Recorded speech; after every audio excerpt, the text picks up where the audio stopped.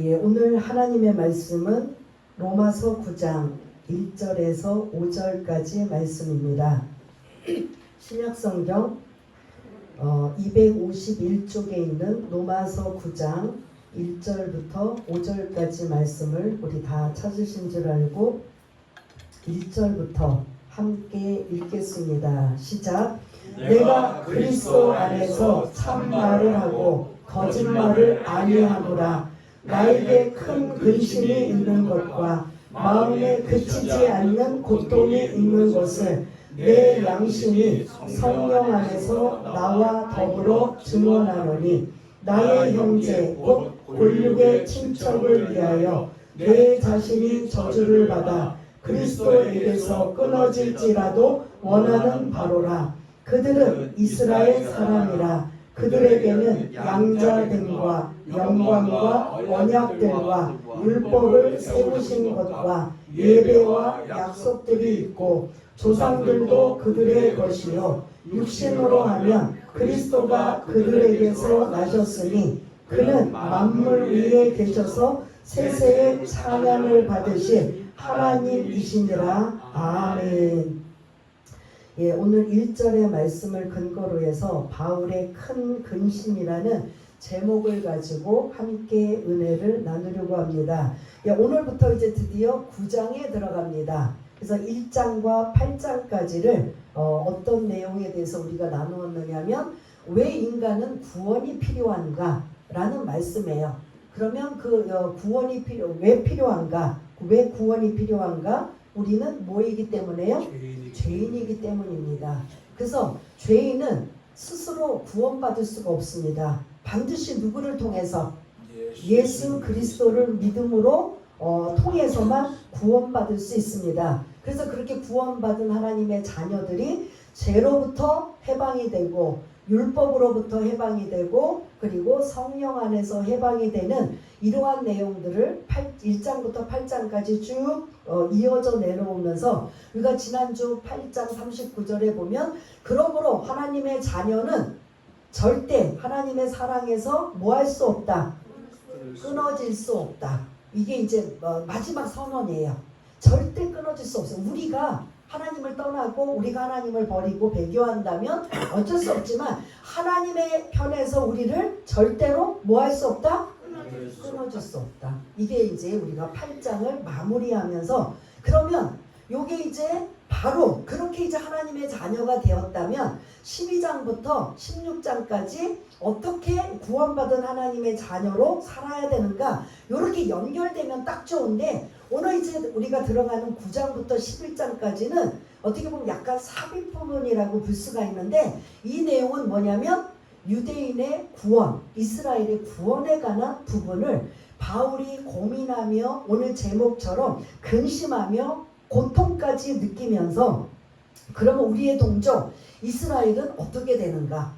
그 예수를 어떻게 했어요? 그 이스라엘이 죽이고, 그리고 거부하고 믿는 자들도 박해하는, 그래서 상관없이 예수님과 상관없이 사는 그들은 그들의 구원에 대해서 그 사도 바울이 고민을 하고 그 나름대로 눈물로 호소하고 했던 이 부분을 하나님께서 뭔가 메시지를 주신 거예요. 너희들 동족 이스라엘의 구원은 이러이러한 것이다 라는 것들을 이제 알려주기 위해서 9장부터 11장까지는 뭐에 대한 내용이라고요? 이스라엘의 구원에 관한 이야기예요. 그럼 우리하고 상관이 없네? 아니에요. 상관이 있어요. 바울은 어디 사람이에요? 예? 예? 어느 나라예요? 이스라엘 사람이잖아요. 그런데 이스라엘 사람들이 정작 아이러니하게 예수를 어떻게 해요? 안 믿어요. 우리 이방인들은 뭐예요? 예수를 믿어요. 근데 그래서 바울이 늘 고민하는 게, 자기도 이전에 똑같은 처지였지만 예수 믿고 나서 보니까 이 예수는 반드시 우리에게 뭐하다? 필요한 거예요. 그런데 그 예수를 자기 동족 이스라엘이 거부하고 그 예수를 죽이고 예수 믿는 사람까지 박해하는 이 부분에 대해서 이제 고민하고 갈등하고 그 고통을 겪다가 하나님이 이러한 메시지를 준 거에 대해서 기록을 하면서 나온 것에 우리는 어떤 상황이냐? 여러분들이 다 일가친척 모두가 다 예수 믿으면 여기하고 상관이 없을 거예요. 그런데 나만 믿는다. 우리 누구만 제한돼서 믿는다. 근데 아직 우리의 일가친척 가족, 사랑하는 가족들이 믿지 않는다 라고 하면 우리도 여기에 해당되는 말씀이라는 거죠. 그러면 우리도 바울이 오늘 제목처럼 큰 근심이 우리들에게도 있다 없다? 있다. 실제 여러분들의 가족이나 사랑하는 가족들, 자녀들, 일가 친척들, 그리고 이웃들, 이 주변의 모든 반경을 보면 예수 믿는 사람들이 많아요? 안 믿는 사람들이 많아요? 그렇게 치면 오늘 저와 여러분들이 바울처럼 큰 근심을 가지고 나의 사랑하는 가족들, 일가 친척들, 내 나라, 내 민족, 이 모든 자들이 다 예수를 믿는다면 얼마나 더 바랄 게 있겠습니까? 그런데 그렇지 못하면 우리도 이 바울과 같이 오늘 내용이 해당이 된다 안 된다? 해당이 된다라는 말씀이에요. 그래서 9장부터 11장까지는 이스라엘의 구원의 이야기지만 엄밀히 보면 우리들에게 적용하면 우리들의 사랑하는 가족들의 안 믿는 자들을 그런 구원에 관한 이야기라고 볼 수가 있다는 겁니다. 그래서 바울의 큰 근심은 건강을 위한 그런 근심, 재물을 위한 근심, 이 세상의 성공을 위한 근심이다 아니다? 뭐에 대한 근심이다? 예? 예? 이스라엘의 구원의 근심이에요. 구원받기를. 동족 유대인이라고 해요. 이 당시에는 이제 그 이방인과 유대인들을 구분하기 위해 유대인하고 이방인, 그러니까 하나님의 자녀가 아닌 사람들은 다 이방인인데 그 당시는 그렇게 유대인과 이방인으로 구분되었기 때문에 제가 유대인이라고 쓸 수도 있고 이스라엘이라고도 쓸 수가 있어서 섞어서 여러분들한테 교차적으로 쓸 수 있기 때문에 같은 의미라고 생각하시면 되겠고요. 그럼 이 바울의 근심은 우리의 근심도 될 수 있다 없다? 충분히 될 수 있다라는 소리예요. 그러한 것을 토대로 해서 우리가 이제 오늘 그 1절부터 5절까지의 말씀을 나누려고 합니다. 그래서 지금 그 근심이 1절 한번 우리가 읽어보았지만 한번 다시 한번 1절과 2절을 한번 읽어보겠습니다. 시작.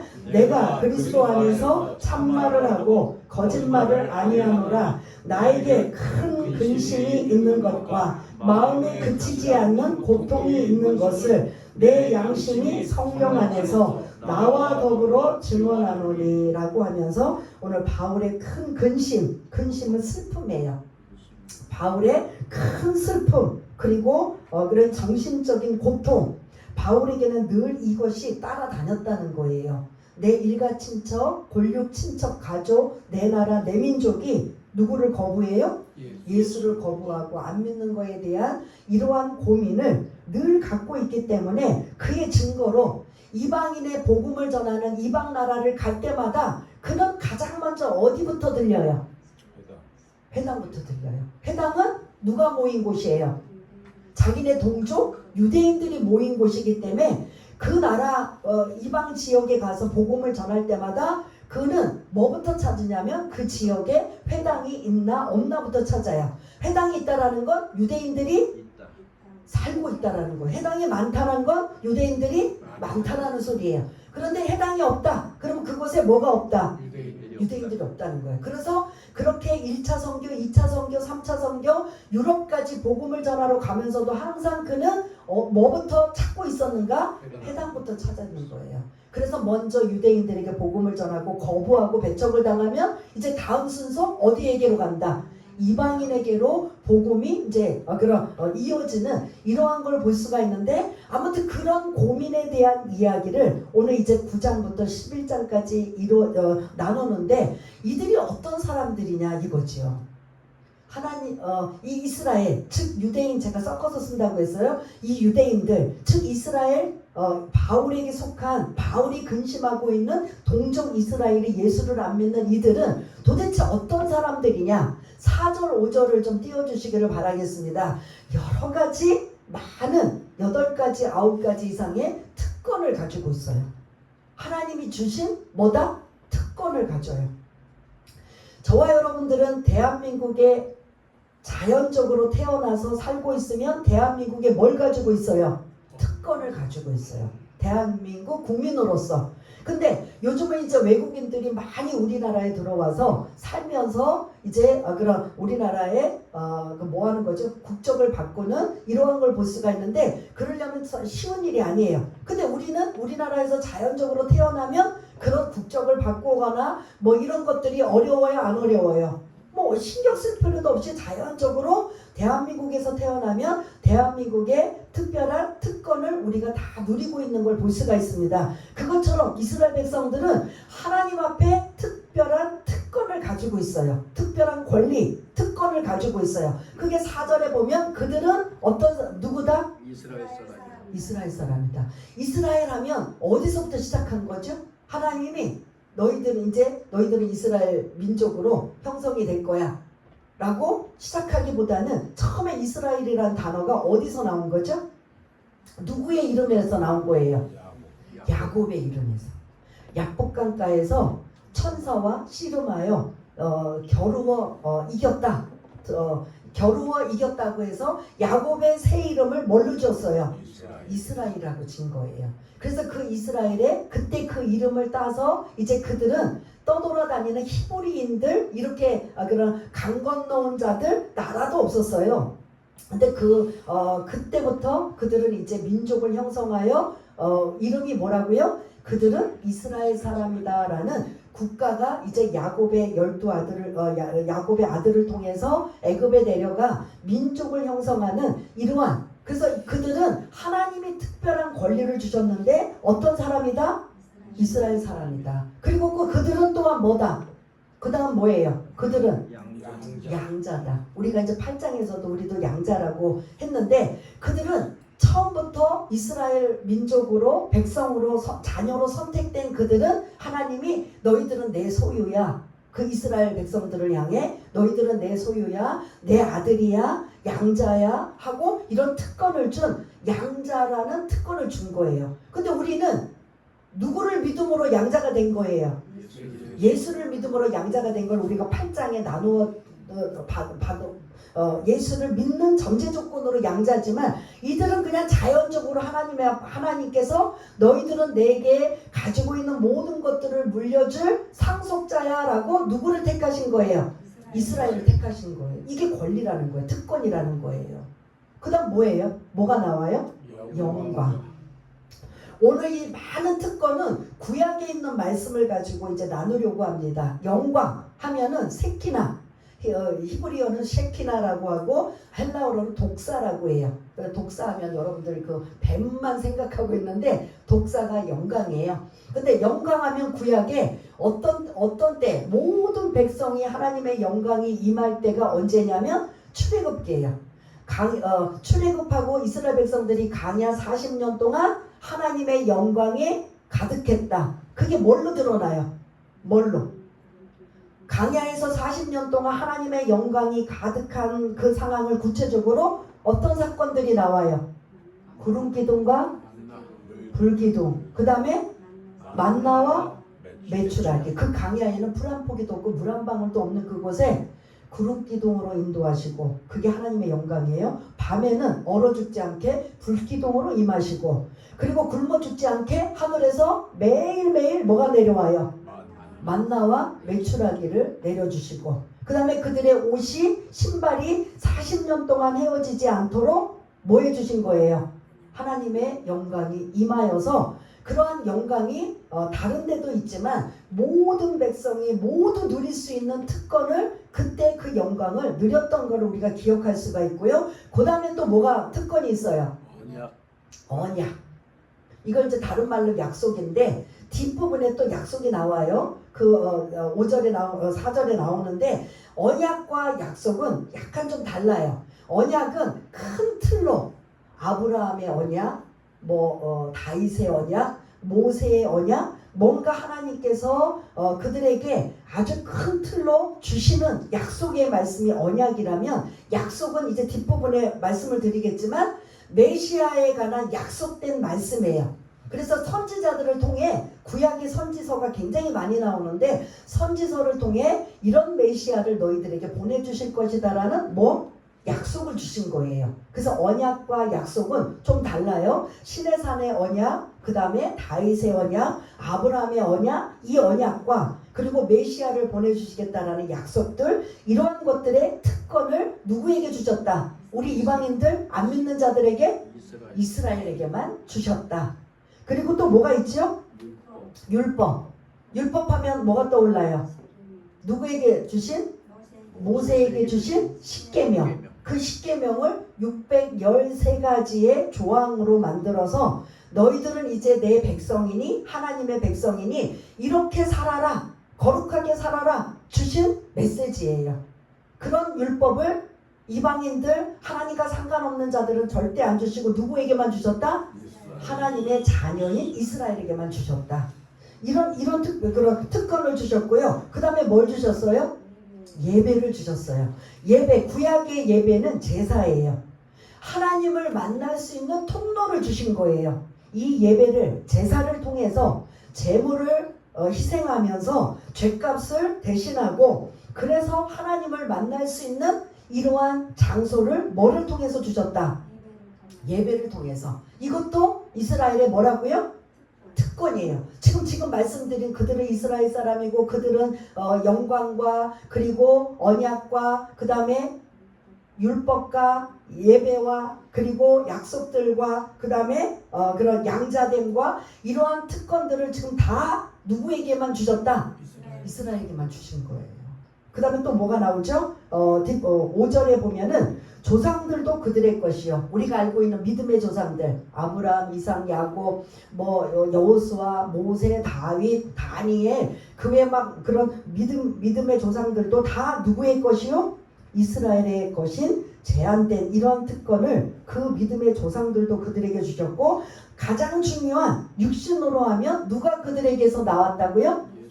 예수 그리스도가 그곳에서 나왔다는 거죠. 이스라엘에서 태어나셨다는 거죠. 그러면 이 정도면 다 예수를 믿어야 돼요? 안 믿어야 돼요?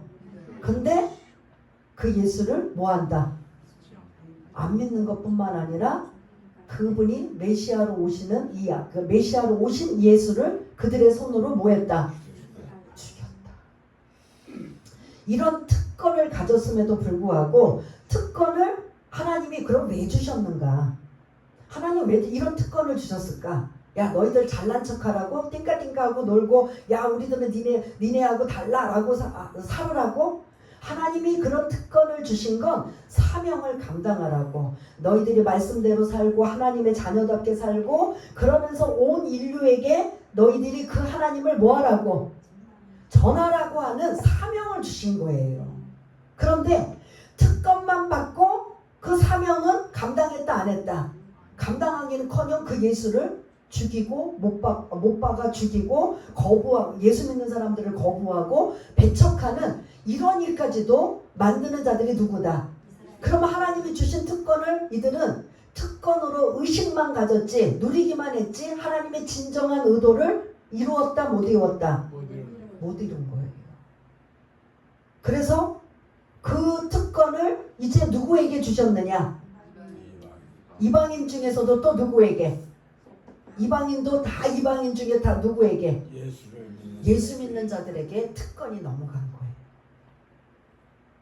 그들에게 이렇게 지금 4절 5절과 같이 엄청난 이런 특권을 가지고 그들은 뭐 했느냐? 하나님은 온 세상에 그 하나님을 증거하고 드러내서 그들도 주께로 돌아올 수 있는 그 역할을 너희들에게 사명의식을 갖게 하는 하나님의 깊은 뜻을, 그들은 그들의 깊은 뜻을 하나님의 뜻대로 순종하지 않고 오히려 이방인들을 뭐 했어요?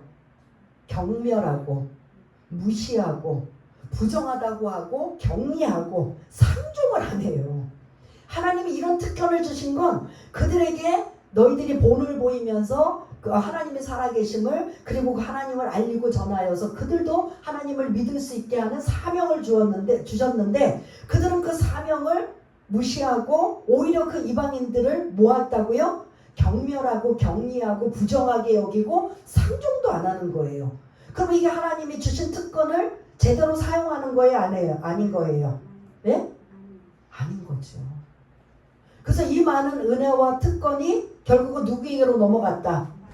예수 믿는 자에게로 넘어갔다는 거예요.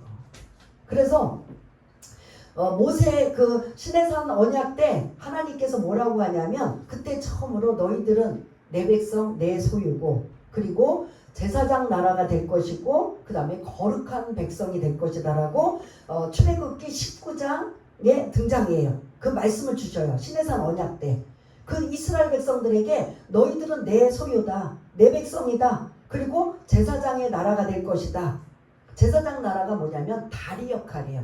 원래 제사 지낼 때 제사장이 뭐예요? 죄 있는 사람이 제물을 가지고 와서 하나님 앞에 중간 역할로 제물을 하나님 앞에 드리며 하나님 이 죄인을 용서해 주옵소서라고 해요, 안 해요? 그 중간 역할을 하는 다리 역할을 하는 자가 제사장의 역할인데 너희들이 제사장의 나라라는 거예요. 그러면 너희들이 그 역할을 하라는 거예요. 누구의 어떤 역할? 하나님과 믿지 않는 자들의 다리 역할을 해서 그들이 하나님의 백성으로 돌아올 수 있도록 안 믿는 자들을 돌아오게 하는 그 역할을 하라. 제사장의 그런 나라로 삼으셨단 말이에요. 그리고 너희들 거룩하게 살아라 하면서 시내산 언약을 주셨단 말이에요. 근데 이거를 지금 그들은 다 지켰다? 못 지켰다? 못 지킨 거예요. 못 지킨 건커녕 아예 지키려고도 안 한 거예요. 그래서 우리 이방인들을 향해 그들은 뭐하고 있었다? 동정의 여지, 불쌍의 여지, 궁율의 여지를 가졌다, 안 가졌다? 부정하다라는 거.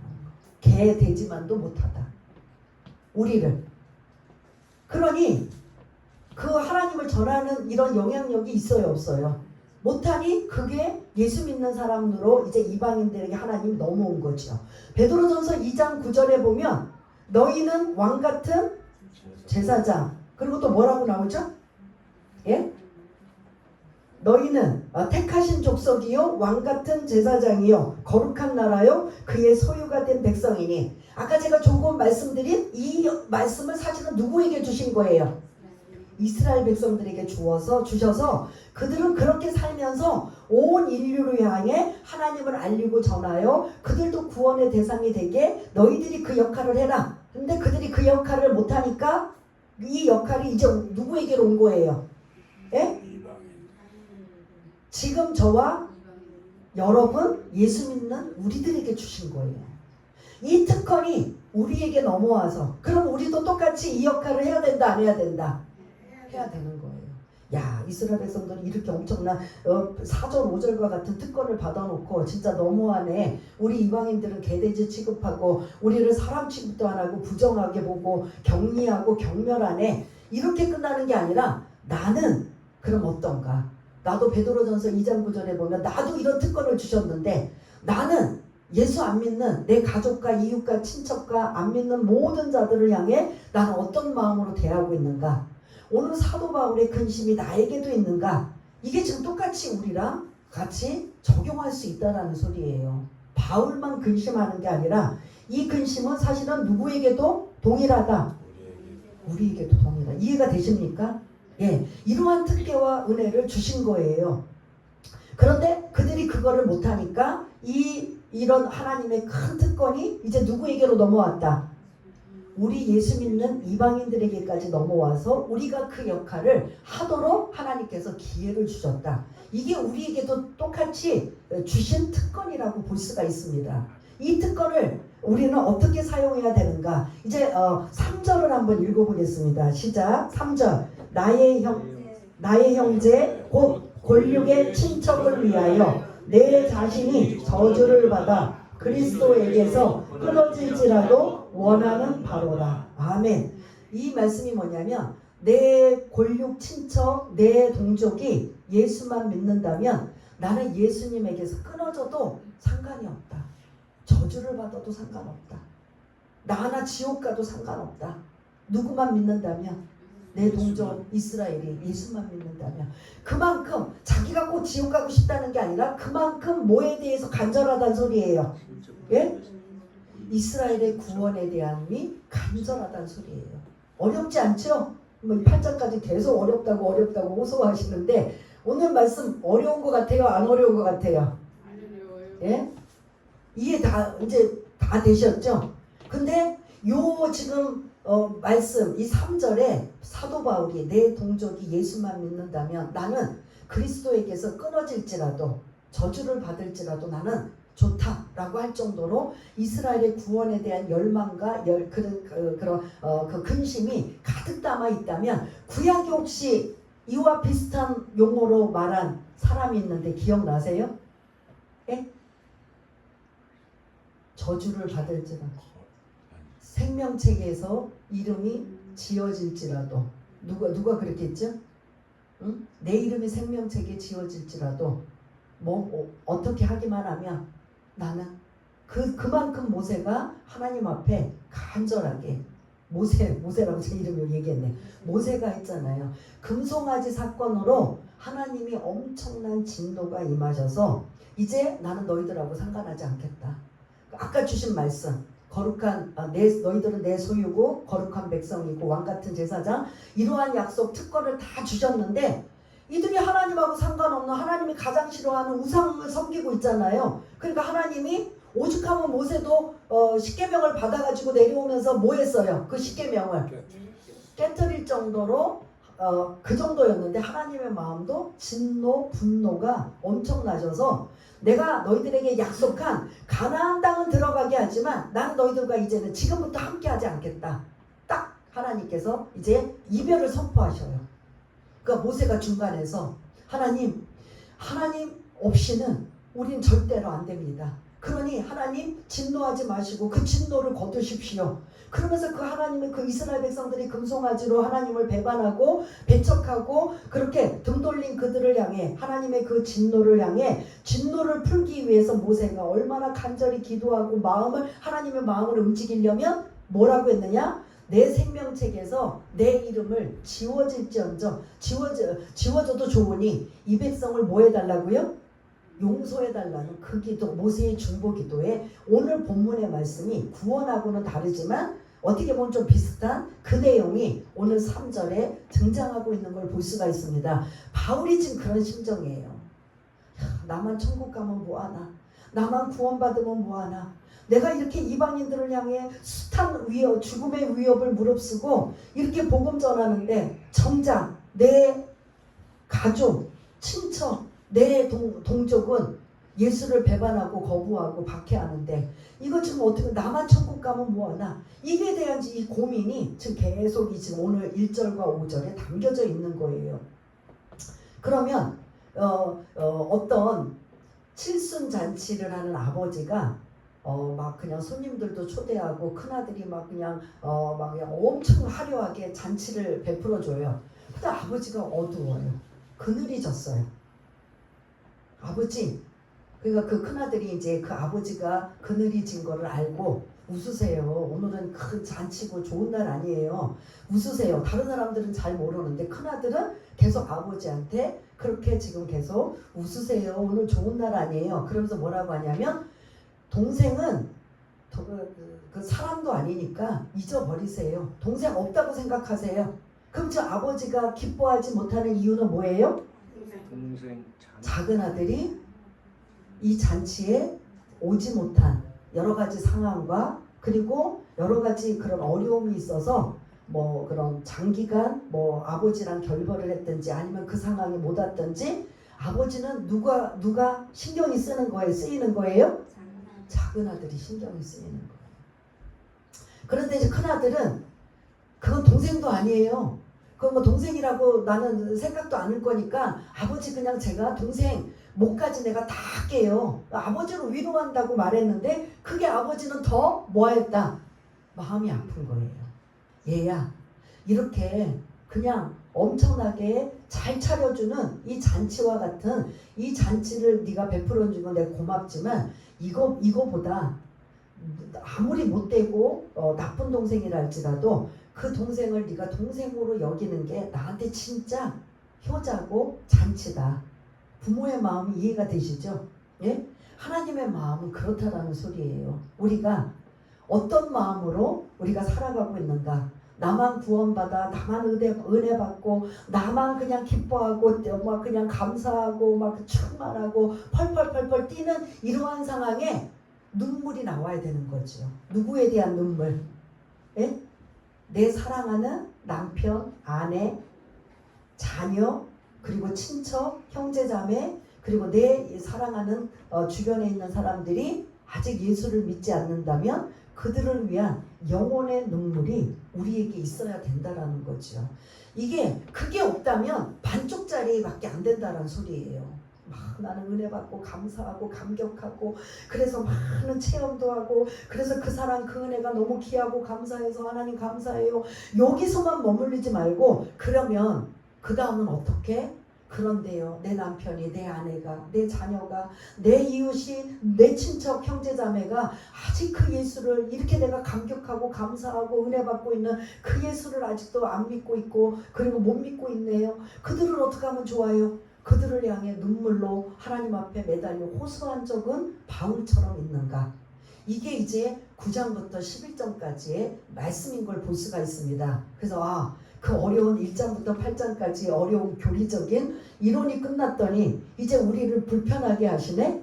이거 제가 말씀드리는 게 아니라 저는 쭉 강해 설교다 보니까 오늘 본문에 있는 바울의 큰 근심, 큰 슬픔과 고통, 정신적인 고통을 지금 갖고 있는 게 뭐에 대한 이야기다?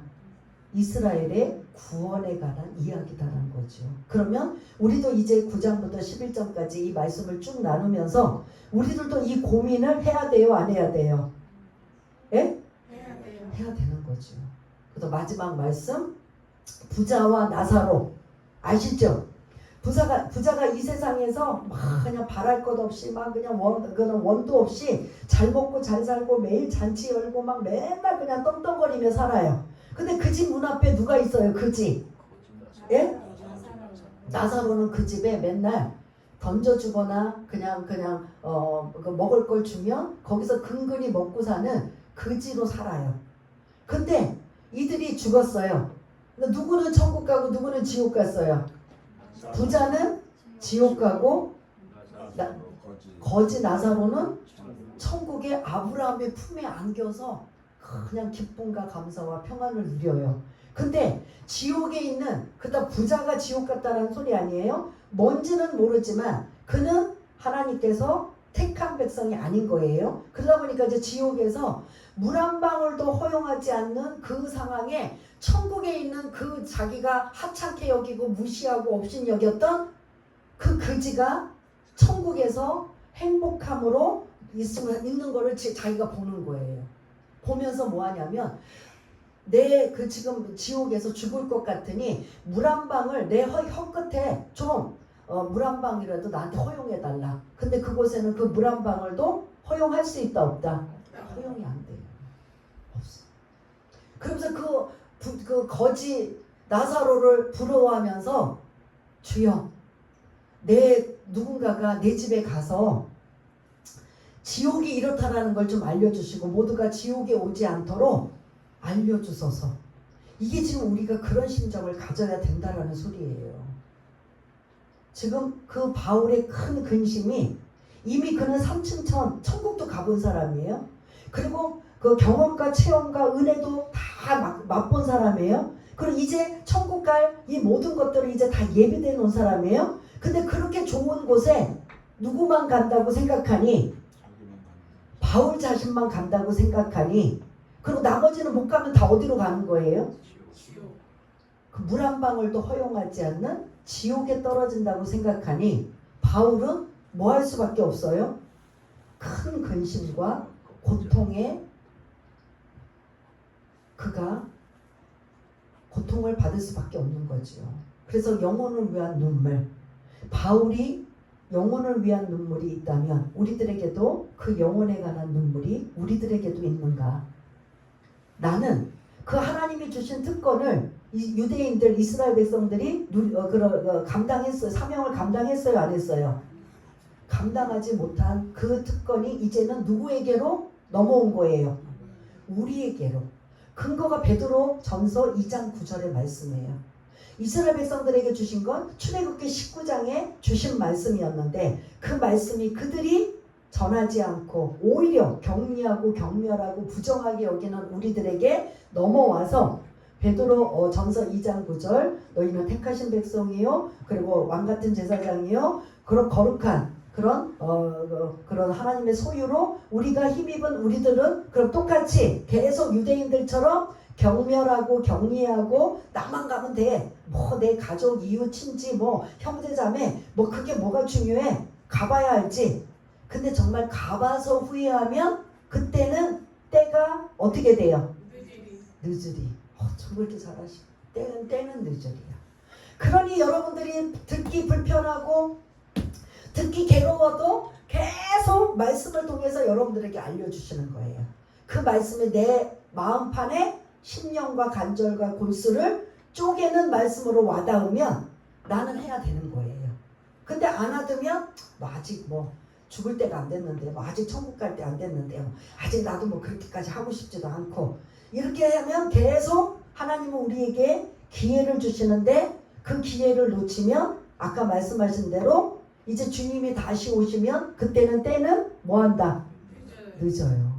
지금 여러분들이 할 수 있을 때까지 계속 자녀를 향해, 남편을 향해, 아내를 향해, 가족, 일가, 친척을 향해, 형제, 자매를 위해 여러분들이 반드시 했던 그런 것들은 하나님이 뭐 해주시느냐? 보상이 있을 겁니다. 반드시 보상이 있어요. 그 힘든 거, 그럼 왜 다른 데는 좋은 데 가자 그러면 다 그냥 그래 같이 가자 하고 하는데 교회만 가자면 안 오는데 어떻게 하냐고요. 교회만 가자면 그냥 승질내고 그냥 가정의 화목이 아니라 오히려 불화가 생기는데 어떻게 하냐고요. 그럼 하나님이 그걸 몰라서 자꾸 시킬까요? 하나님의 큰 그림은 그 좋은 곳을 예비해 놓으시고 우리 모두가 다 그곳을 가기를 원하셔요.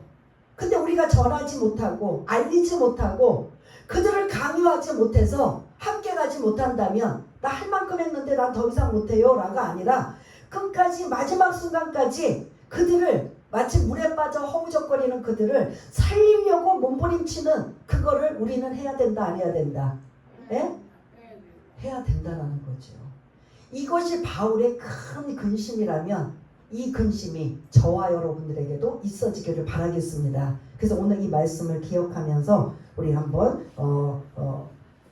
하나님 어떻게 하면 좋습니까? 라고 하면서 여러분들의 남편이나 아내나 그리고 자녀나 형제 자매나 이런 친척들 이런 내 나라 내 민족을 여러분들이 한번 생각하면서 잠시지만 한번 짧게 기도하는 시간을 갖겠습니다. 다 같이 기도하겠습니다. 할렐루야. 사랑이 많으신 하나님 아버지,